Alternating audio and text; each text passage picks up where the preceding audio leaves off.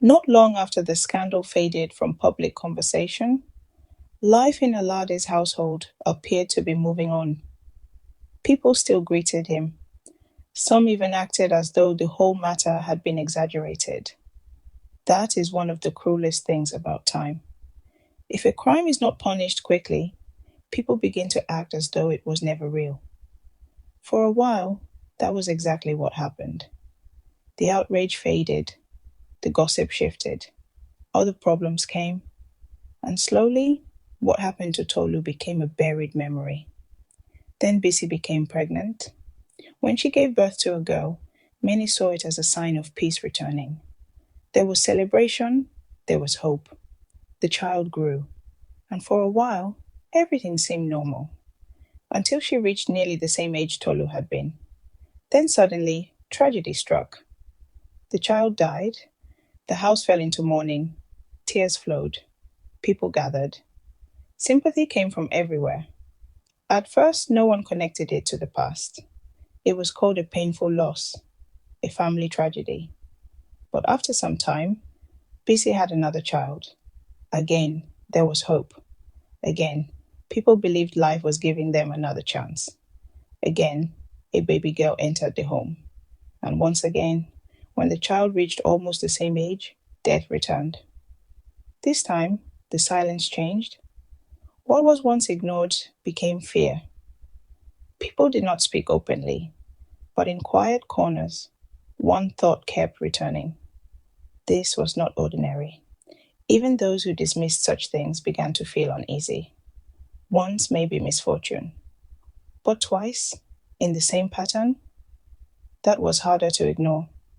People began to remember. They remembered Tolu. They remembered the accusation. They remembered Bisi's first words. They remembered how the case died. And for the first time, some began to wonder if silence had followed them home. As for Bisi, grief began to break her.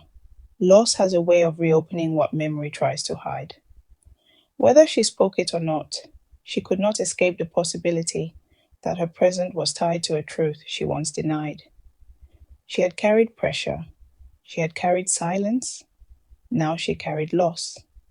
Eventually, she left the marriage. Not for a visit, not to think, but for good. She did not return.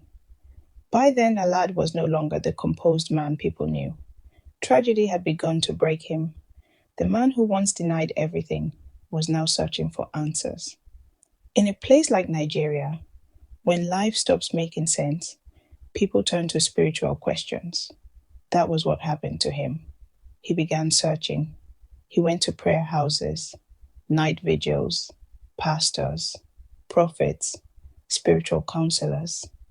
He also went to traditional places. He wanted answers. He wanted relief. He wanted to understand why hope in his house always ended in loss. Strangely, many told him the same thing. They said his suffering was not ordinary. They said there was a hand behind it. Someone connected to a wrong he had done. Someone whose pain had not left him. But none gave him a name. None pointed clearly. They spoke in fragments, in warnings. You offended someone whose tears were too heavy. There is a cry following your household. A door was opened many years ago, and it was never closed. One said, "You offended someone whose tears were heavy." Another said, "There is a cry following your home." Another said, "A door was opened long ago and never closed." But one message kept returning. He needed to find the mother of the child. He needed to beg. He needed forgiveness. By then, whether it was true remorse or desperation, no one could say. But one thing was clear. He wanted to find Lola. Only now, she was gone, and had been gone for years. No one knew where she went. Some said another state. Some said she cut all ties. And honestly, who could blame her? Still, Alade searched. He asked questions, followed rumors, made quiet inquiries. At one point, someone claimed to have seen Lola in a crowded market outside Lagos. But by the time it was checked, she was gone again.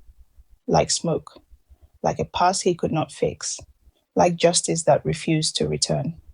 And perhaps that was right, because not every victim owes healing. Not every apology deserves access. Years passed.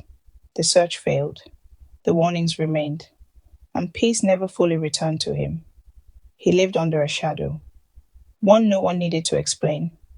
He had escaped legal punishment, but he did not escape consequence. Not completely. And eventually, after years of carrying that weight, Alade died. Not in prison, not by public judgment, but with what he had done still tied to his name. And if this story leaves anything behind, it is this. Sometimes, the greatest evil is not just the crime. Sometimes, it is the silence that protects it.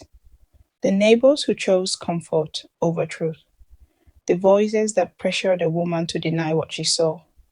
The people who failed a child because Tolu was only a baby.